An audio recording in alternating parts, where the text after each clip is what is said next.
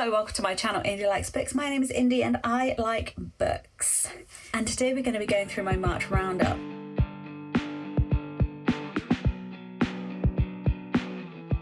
So settle in because it's a bloody long one. March was Realmathon month, and as a devout Rogue team member, I did take it very seriously and I completed 17 books this month. Now, before you get too impressed, I will say that 7 of them were short stories, 3 of them were novellas. So it's not quite as impressive as if I was reading big novels. But I did complete 1,892 pages, 39 hours and 11 minutes on audiobook. And as I said, that equals 17 books. We'll try and keep this as short and sweet as possible, but we've got a lot to go through. So let's just jump straight in, shall we? I've also got the remnants of a nice coffee here I'm going through. And if you are interested, I will also tell you how many points I got for my team or took from another team as we go through, although I've still not added my last 2 books, so we'll get to those when we get to those. Anyway, book number 1 that I finished this month was Bat Eater by Kylie Lee Baker, and this was a buddy read with Chloe and Carly. None of us particularly enjoyed this book. Carly enjoyed it a little bit more than Chloe and I, but Chloe and I, not fans.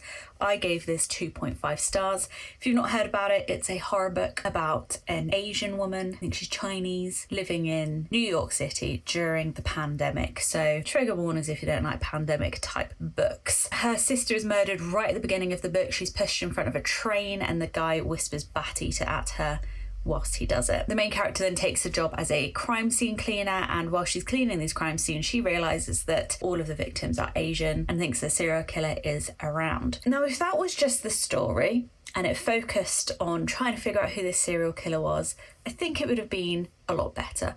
However, there is this other element that is about Chinese culture and ghost story. And if the story was just about that, I think it would have been really interesting. However, she's tried to bring these 2 storylines together, not really focused on either, had a lot of internal monologues with this very irritating FMC, and then has like a big finale in the last 75 pages. So first chapter, great. Last 75 pages, great. The middle was just really quite dull, other than the gory explanations of the crime scenes, which I did enjoy. So as I said, 2.5. After that, I finished The Reckoning by Caroline Peckham and Suzanne Valenti. This is the 3rd book in the Zodiac Academy, I do believe. And the romance is really starting to get going in this one. I did enjoy this. I gave it 4.25.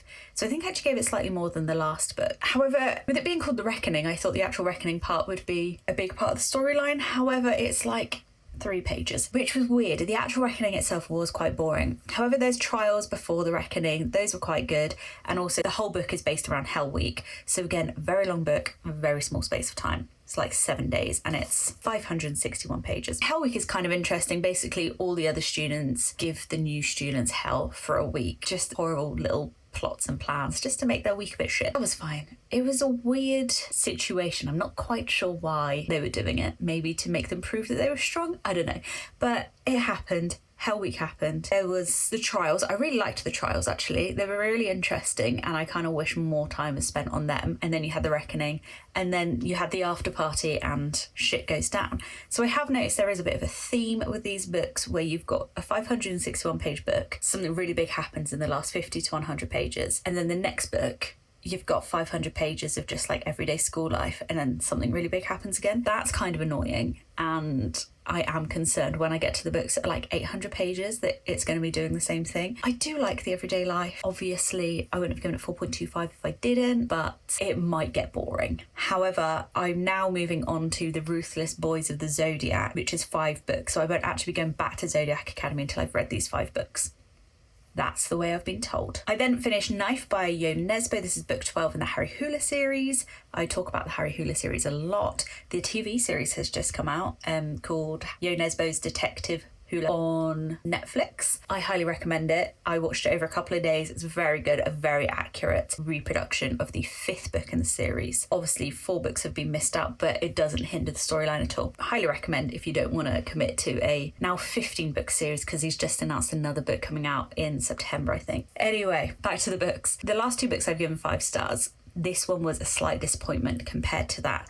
I didn't like the victim that was killed, and I didn't like who the killer was. I think it was unnecessary and done for shock value, and it didn't really make sense. The killer had a motive. It was a really fucking weak motive. But also because he was the only person with a motive throughout the book, it was kind of obvious it was going to be him as well. I didn't love it. I gave this one 3.75. I still love the Harry Hula mysteries. I like the characters. I don't love Harry. You're not meant to love Harry. He's an anti-hero for sure. But it just didn't grip me as much.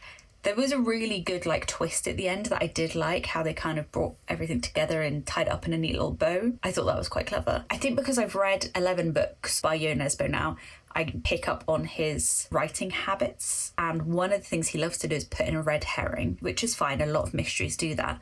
In this, there was 3, in a row. And it was really obvious they weren't going to end up being killers because, one of them was made out to be the killer really early in the book, and it's a 17-hour audiobook. So you knew it wasn't going to be that person. But yeah, for them to be 3 red herrings before we got to the killer was a bit But that's my main gripe. Not liking who was murdered or the killer was is a personal thing. I think a lot of people probably agree. From what I've seen on Goodreads, people agree, but there we go. I've already forgotten to tell you the points. So with Bat Eater, I got 49 points for my team. For The Reckoning, I got 40 points for my team, and I took 31 points away from the clerics. Sorry, clerics. And for Knife, I got 64 points for my team. And then the Gala of Peace started. If you don't know what the Gala of Peace is, it's a weekend where peace talks are happening and every book you read gets an extra 10 points. So I decided I'd read short stories for this, and that's where all these short stories come in. And I asked for recommendations on TikTok, and someone mentioned the Creature Feature Collection, which is a collection of horror stories on Amazon. And I decided to read those. So I read 5 of these for the Gala of Peace. We're going to quickfire these because we will be here forever otherwise. So the first one was The Pram by Joe Hill. This is about a man who really wants to have a child. His wife unfortunately had a late pregnancy miscarriage a year before. They've just bought a new house. It's out in the sticks of this town where there is a cult or a religious group. Cult.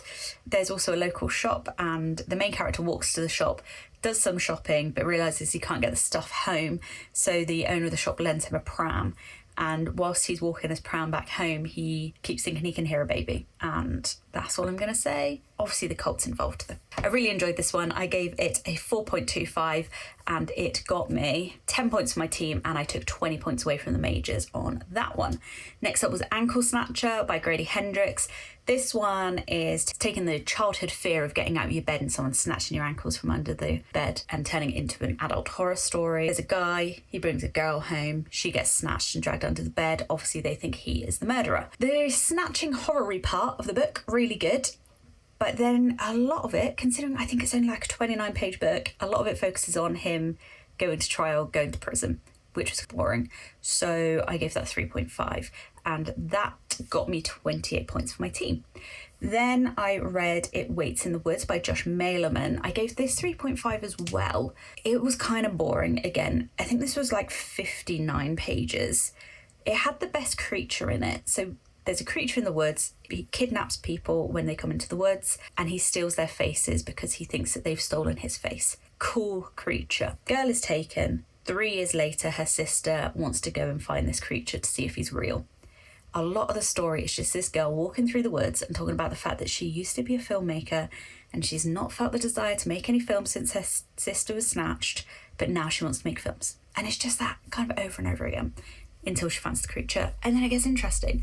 So a lot of filler for a short story, which was disappointing, 3.5. I then took a little break from the Creature Feature Collection and decided to read Hot for Slayer by Ali Hazelwood. This was from a collection that was brought out by Amazon back in around Halloween or September last year, and it was 6 spooky romance stories, I believe. But when this came out, loads of people read it and they all said Hot for Slayer was the best one. I don't read much romance, but I have read Bride and Mate by Ali Hazelwood, which I loved, and this was no different. And this was my only 5-star of the month. It was 94 pages, and it's about a vampire and a slayer, funnily enough. You've got Ethel the vampire, she's thousands and thousands of years old, and then you've got Laszlo the slayer, who for thousands and thousands of years has been trying to kill her. A new vampire moves onto her block, he fights her, She almost dies, but Laszlo saves her life. He does get knocked around the head and gets amnesia, and Ethel feels like she needs to look after him because he did just save her. And then obviously in Ali Hazelwood fashion, romance ensues.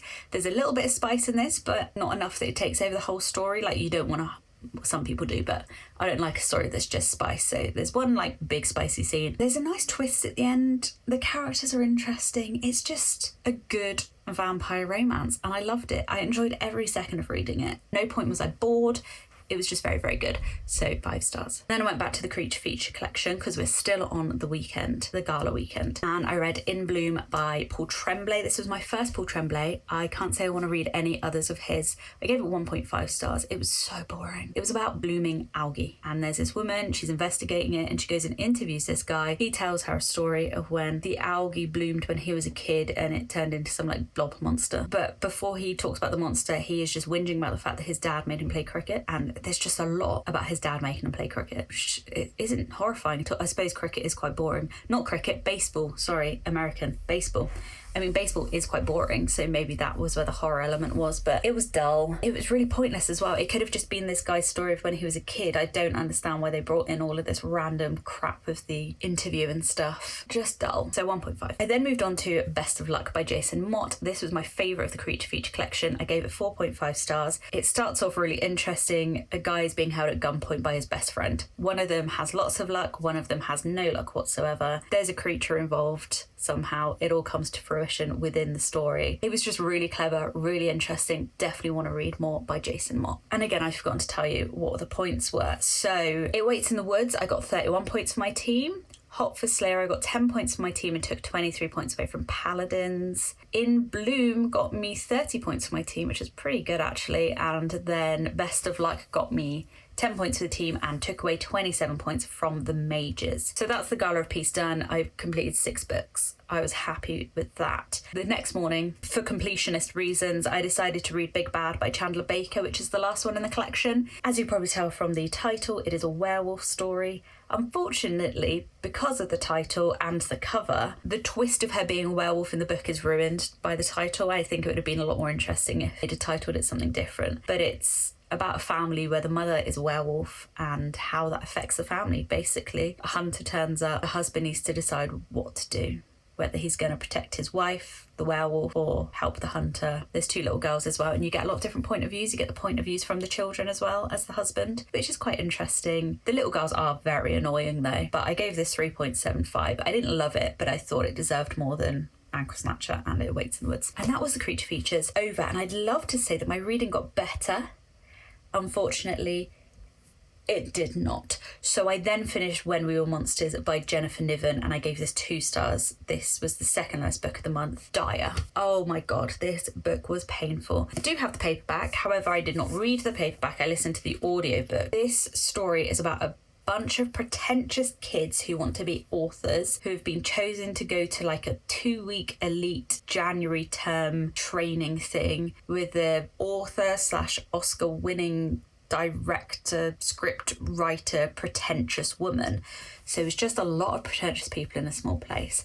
If you enjoy teenagers just whinging about their trauma, then this is the book for you. At the very beginning and in the blurb, it says that the kids killed the teacher. She's not a teacher. Actually, let's not call her a teacher. She is training them, but she's not a teacher. Like, if she was in the UK, I don't even think she would have had a DBS. She was a nutter. And her way of training them is basically by mentally abusing them and manipulating them into doing stupid shit, like jumping into the sea in January in like the northeast of America. It was fucking freezing. Jumping off of roofs, walking into traffic. And these kids are like, oh my god, yeah, okay. Like, she's so innovative. Maybe she thought she's a psychopath and she's trying to kill you, or she's trying to see how far you'll go before you say no. Like, how desperate are you? It was just boring.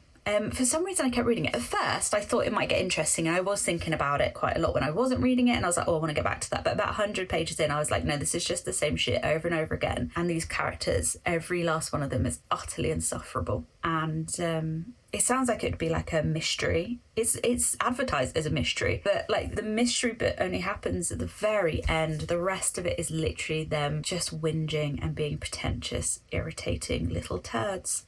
2 stars. I then moved on to Lady of Darkness, and this is going to be a hot take, but this was not a good book. I gave this 2.75 stars.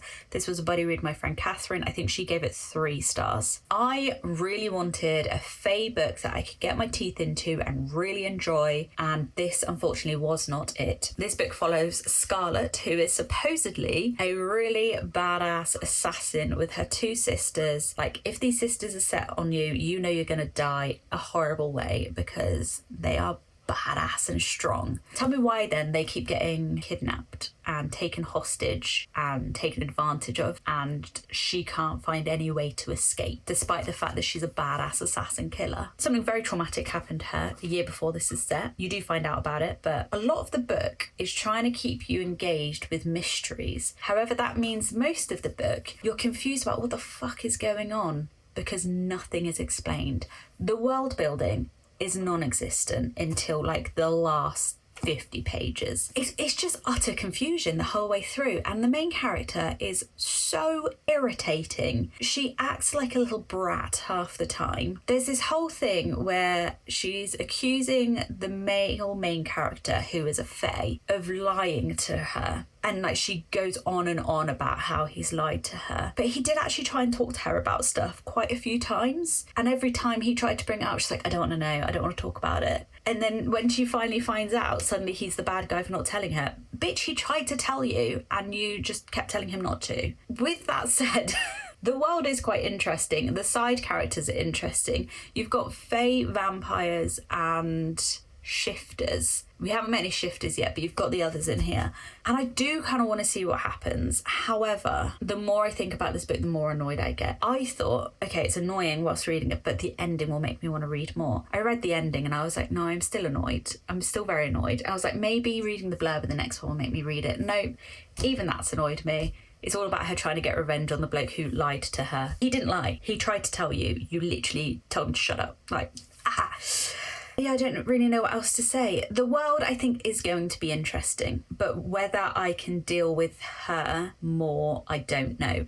Thankfully, these books are on Kindle Unlimited, so maybe if I find myself wanting to pick them up at some point, I will. Right now, I'm just still filled with rage. Oh, fuck me, I forgot again. Okay, so I did forget again to say what these books got me. So Big Bad was minus 23 points for the Paladins, and When We Were Monsters got me 20 points for my team, and I took 34 points away from the Clerics. And The Lady of Darkness is actually my best book for points. It got me 71 points, mainly because it was a 5-star read for one of the team leaders. I am very sorry. I hate your book. So then I decided to move into some T. Kingfisher. I did say at the beginning of the year that I wanted to start reading T. Kingfisher's backlog, and I hadn't read any. But her Swan Soldier series was all on BookBeat, so I thought, perfect, I will read these. So obviously I started with What Moves the Dead. So this is a retelling of Fall of the House of Usher. So this character, Alex Easton, goes to visit the Ushers. There's a brother and a sister, and when he gets there, they're both really sick. And there's also an ex-military doctor there who's an American guy called Denton, and they're both really worried about the brother and sister, and they're trying to get them to leave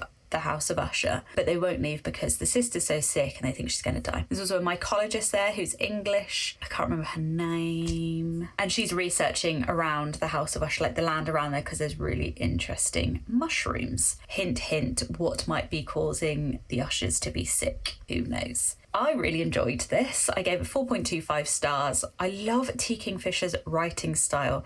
She's just witty. She's a simple writer. She's witty.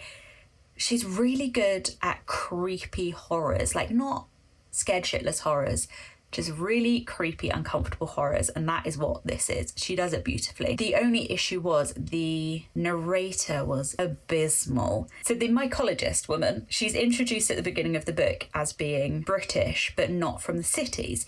And at the beginning of the book, he gives her an Irish accent. And I was like, yes, Ireland is part of Britain, but I think when someone's talking about a British person from outside of the cities, you don't automatically go Irish. But I was like, okay, technicality, I can deal with it. And then like his other voices were bad. And then by the end of the book, this Irish woman is suddenly posh English and definitely from the cities, like not English from the countryside.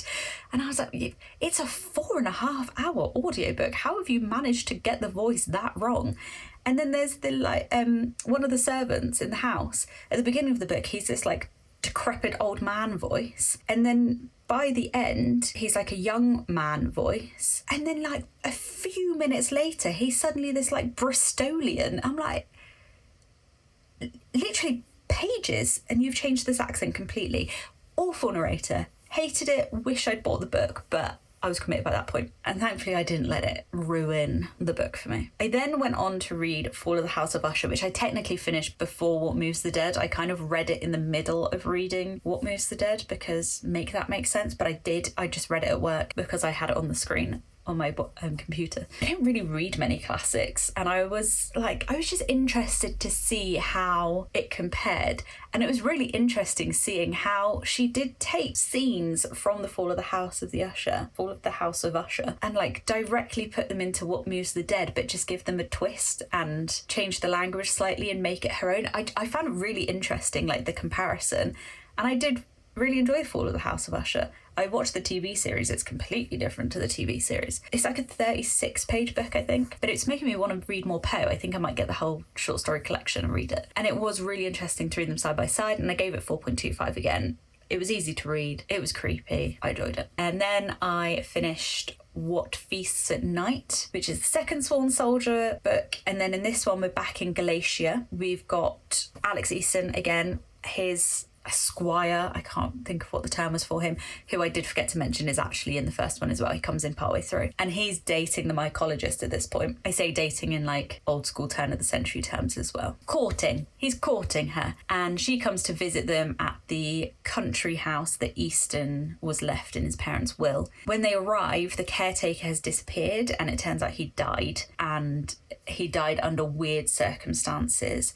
And this one, it's not a recreation of an old classic, but it is a ghost story. There's a creepy ghost there. She's killing them, basically. And he's kind of at that point where he's like, something really creepy and weird has happened to me. It's not going to happen to me again. So he's really resistant to believe this ghost story. There's a few other characters that come in that are really interesting. I enjoyed it. I gave it 4 stars. It wasn't quite as good. And then technically I finished The Lady of Darkness, but we've talked about that. I forgot to tell you what points I got again. So What Moves the Dead was minus 21 points for the mages. What Beasts at Night was minus 20 pages for the clerics. And Fall of the House of Usher was 21 pages to my team. And then I finished What Stalks the Deep, which is the third one in the trilogy. I'm assuming there's only going to be 3. I haven't heard that there's going to be any others. And this one is based in America. So Denton from the first book has contacted Alex and said, something really weird's happened. My cousin's gone missing. Can you come over and help me figure out what's going on? Weird circumstances again. So him and his footman, Angus, go over to America, meet up with Denton and his friend, whose name I could not quite catch the whole time I was listening to the audiobook, but his American friend. It becomes clear pretty quickly that there's actually some romance going on between him and Denton. Denton was left a cave in a will, and his cousin was really into caving because for some reason, some weird people are into that. But he goes missing whilst he's there. So they go to the cave, try and figure out what's going on. They find this, like, it looks like a frozen lake thing. And then there's a creature there, and they unravel the mystery. I really liked this one because there's both good and bad parts to this creature, and they actually befriend part of it. And it was just, T. Kingfisher's horrors, as I said, they're more creepy than outright scary, and they're also a bit cozy. And there was just this nice, like, friendship with the creature between a couple of them and the creature. Again, I really enjoyed this. This one was probably my favourite. I gave this 4.5 stars, and I think it was because there's more of a relationship there with the creature, whereas in the previous two, it's like the creature's the big bad. We need to just get rid of it. Whereas this one, you learn more about it, and there was just like this past of the creature, and it was just nice and creepy. Really creepy. Like, her descriptions of stuff are so creepy, but also funny. Like, she is so funny in her writing. Alex is a great character. I've been saying he. I should mention Alex is non-binary, and I think I've said he because they present as he, and they are referred to as he by other characters, but they themselves refer to themselves as a they, them. So I'm very sorry. I should have said that before. But Alex books, their internal monologue's really funny. They're very witty. And yeah, this was just a solid one. I can't tell you what points I got it for because I've not actually put in my points yet for this. And that was the end of my Tea Kingfisher for the month. Oh, so after the first book, they did change the narrator to someone else, and their narration was pretty much just as bad as the first person. Didn't enjoy at all. Weird voices. They were trying to do a Boston accent in What Stalks the Deep, and it was painful to listen to. Because they're so short, and I listened to it on like 1.35 or something, I knew I was going to get through it quickly, and I didn't want to buy the books, basically. They're expensive for novellas. So I just sucked it up, but I did not enjoy the narration, and I do recommend eyeball reading these over audiobooking them. And then finally, I finished off the month with The Geomagician by Jennifer Mandula. This is going to be a duology, just read. I got this as an ARC from Del Rey, and I gave it 4 stars in the end. It was a bit of a struggle at the start. I think for the first like 30%, I was like, I can give or take this book. It is not sparking joy. So this book has been advertised as a cozy fantasy with dragons, with the dinosaurs and magic. It starts off where you meet this main character called Mary, who is based on a historical fossil hunter called Mary Anning, who was a real person. But in this world, fossils are used to hold magic. So people have magic, but they can only use it by putting it into relics. So they wear it, the relic kind of builds up their magic, and then they can use the fossil to cast their magic. Mary really wants to be a geomagician, part of the Geomagician Society, which is basically just a bunch of posh men who get money for talking about fossils. I don't really know what this society does. It's just a lot, as I say, it's a lot of posh men that write books and research fossils and get paid for it. Nice. Obviously they don't allow women because women. This is set in the Victorian times as well, so women. However, despite not being part of the Geomagicians, Mary Anning is respected as a fossil hunter because she lives down in Lyme Regis, where there's shitloads of fossils, and she manages to find really big fossils and sell them. So she is sort of respected as a woman. Not respected as they would respect other men, but as a woman she is respected. She finds a fossilized egg. When she holds it, it unfossilizes and it hatches, and it's a baby pterodactyl that she calls Ajax. So she calls the Geomagical Society, and a man called Buckland comes down. Buckland is like a surrogate father figure for her. He's always bought the fossils from her ever since she was a child and her father died. And then this other guy comes down called Henry Stanton. Henry was her childhood love. They were engaged to get married, but he went to university and ghosted her. So she's not too happy to see him. As well as finding Ajax, she also finds the fossilized skeleton of his mother. And this is like a big find. And she wants to sell them both to the Geomagical Society to try and like up her reputation. But she'll only do so if Buckland promises to nominate her to become a member of the Geomagical Society. He agrees. They go off to London. The 3 of them, Ajax, Pterodactyl, and also Mary's friend Lucy. Now, as I said, this was advertised as a cozy dinosaur fantasy with magic. It is not that. There's a lot of politics and a lot of religion in this book. So there's a big divide between like the rich and poor, and it is based around the magic and filling of relics. And the poor can go to somewhere called the Slicks and fill relics and sell their magic to get hardly any money. Lucy, despite being very wealthy and never having to use the Slicks, is part of a faction that are trying to change the laws surrounding the Slicks and kind of like breaking the whole system because it's unfair and it takes advantage of the poor. So there's this whole like political thing going on here, massive political debates, a lot about reform. Her brother Edgar is an MP, so he's involved in it as well. So there's all of that politics. There is also the side of the story that is full of religion, in that magic and witchcraft is accepted in Christianity and it was in the Bible and everything. Sorcery is not accepted. And because Mary has brought this egg to life, she gets accused of sorcery and has to go and meet the Archbishop of Canterbury, and there's a possibility that she's going to get executed. And then there's debates within the society about whether the bringing back of the egg is for religious reasons and if it's God's plan or if it's scientific. And basically those 2 strands are the main storylines of this book. There's politics and there's religion. And honestly, there's nothing really cozy about that. It is intense. Thankfully for me, I really like political fantasies, fantastical politics. I don't really know how to explain it, but I really like that side of fantasy book. The religion was a bit more jarring, but it was interesting to see how it was done. So I wouldn't say this was cozy. There was also the issue with that every single character was completely out for themselves, horrifically selfish. Lucy, maybe not so much. I mean, she's trying to make changes for the poor, but she doesn't accept the fact that Mary has got other priorities. So she's a bit of a shitty friend, but then Mary's a shitty friend to Lucy. Stanton and Buckland are both using Mary. Mary's using them. Mary is very much a I'm not like other women sort of person. So at one point, these three women were like, it's amazing what you're doing. Can you teach us because our husbands won't? And she was like, no, because that will fuck up my reputation. Very selfish. They're all just really selfish. Normally, I don't like books where the characters are like that unlikable, but I just found it really interesting. There wasn't enough Ajax in it. Not to say he doesn't keep coming back into the storyline, and there's a really nice relationship between Mary and Ajax, but he's not the focus of the story in any way, shape, or form. He is the spark for the flame of the story. I've gone on talking about this a lot. I think it's going to struggle because it's not being sold accurately, and I don't think it's going to reach the right audiences without more accurate representation of what the book is actually about. And that is why I have rambled on. If you like fantastical religions and politics in a book, then read it. It is interesting. The best part of it is how Manjula has woven magic into the real world. Like, it's very believable. She is using scripture in the book and giving it a fantastical magical twist where it would fit with this magic being a thing. And it's very clever. And as I said, she's used these real people. Mary Anning, as I said, was real, but it's just being misrepresented. And I think that's a shame because I'm not sure it'll be enjoyed by people going in for a cozy fantasy. Anyway, I gave that 4 stars. I've ranted and rambled about that book now.